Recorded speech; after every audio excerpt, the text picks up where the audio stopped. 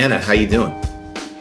I'm doing great. Yeah. One of the series that I appreciated on Jacobin was with Bhaskar and Adolf Reed. So good. And just so many important conversations being had, thought provoking, interesting. And I love that. I love that. One of the things that I've been thinking about a lot this week, Michael, is, you know, Matt Taibbi wrote a pretty provocative piece. There was all sorts of infighting on Twitter over it, but I think that while I disagree with some portions of what he wrote, I think he raises a lot of serious concerns that we should be aware of. You know, this notion of like moral cruelty, right? Which we see on Twitter a lot. And I think that you got to keep your eye on the prize and on the priorities. And that is to ensure that everyone has their basic human needs met. And unless we all work together and fight together aggressively and not get distracted by BS drama and gossip, I think we can accomplish those things. There's just this virus that affects the left that I just can't stand, and it's the infighting. Sometimes over nonsense, because we're always fighting for scraps on the left, right? You see it with indie journalists all the time. And I happen to call out one of them this week on Twitter because I couldn't help it anymore. But let's just acknowledge who the real enemies are and stop with the nonsense infighting. I thought Taibbi's piece was great. I mean, yeah, there was various specific details which one could agree with or disagree with, obviously, like anything else. But the basic point, I mean, again, was totally clear and totally obvious. And the response, it was one of those things where like the response to it validated a lot of the arguments of it. And I think, Matt Christman has actually been super insightful on this stuff. And this is another one that I'd recommend, the log off one that he did with Amberly Frost and Ben Fong. That was also brilliant. And Ben Fong, I should shout, Damage.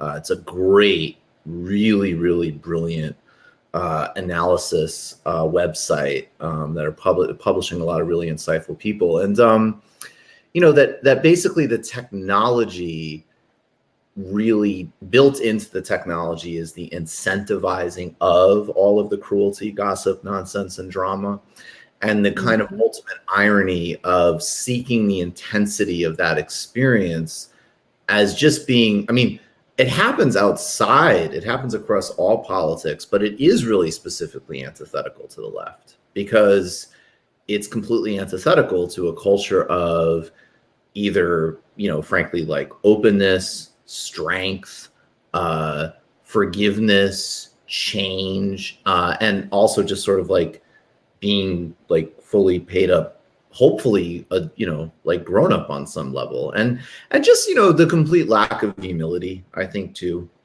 is also gross because again, I think like ironically, if it was building a culture where people could be much more open about all of our, where they're relevant, most of them, aren't because like privacy is obviously an obvious thing, but like, people's growth, people's mistakes, people's transgressions that everybody, I'm so sorry to say, has done.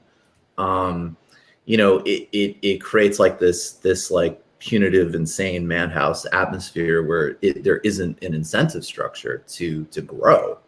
And that's I think so true. It cuts across all areas. And I think, Taibbi definitely, obviously, identified some of it.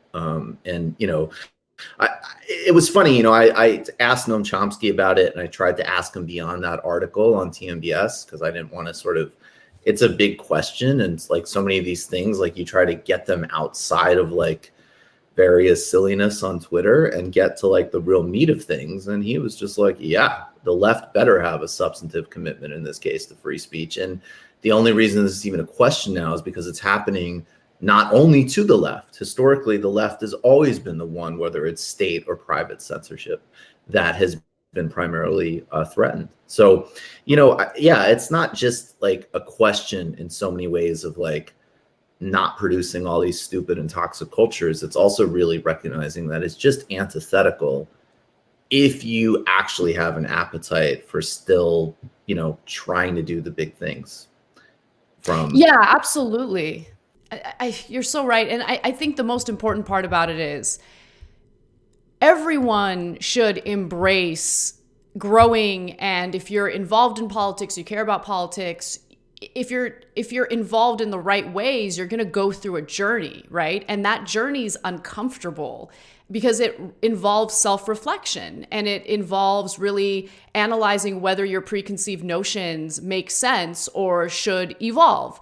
And so it's creating a situation where you're intimidated of or afraid of being like lambasted by having open and frank conversations where you kind of put it all out on the table. It just creates this system where you don't ever, go through that very important journey. You don't challenge yourself, and you're just constantly living in fear of sharing what you really think. And you should have what you think challenged. Like, to be honest with you, Michael, like I started watching your show because I loved what you had to say about certain people like Dave Rubin. It was funny. That's what hooked me. But you started challenging some of my views on capitalism, for instance. And it was uncomfortable. It was super uncomfortable. But I'm like, okay, am I just going to pretend like this argument doesn't exist, or should I explore it? And I'm glad that I did, right? I saw personal growth and development through that process. And sometimes you say things that maybe I don't agree with, but that's okay, right? I trust you as a source, as someone who has a point of view, a worldview that's worth listening to, So that's all I have to say about that. But it's just a great piece, and everyone should read it. Yeah, totally. And we're all, we're all working on it across the board. And I just think it's very, very important to hold that mindset across the board. And yeah, and I'm sure this is something we will talk about more. Besides that, on a completely different tip before we get to the commentaries, I do want to just say Chronix did a cover probably about a year ago of Naughty Dread, which everybody should listen to on YouTube after they delete their Twitter app. That's one recommendation. Also, my buddy Willie Q, who's a rapper, has a great new track out, which I'm going to tweet out later. So, but honestly, like, do other stuff, read books, get outside, listen to music, Yep. try to have actual conversations with real people, get away from all that bullshit.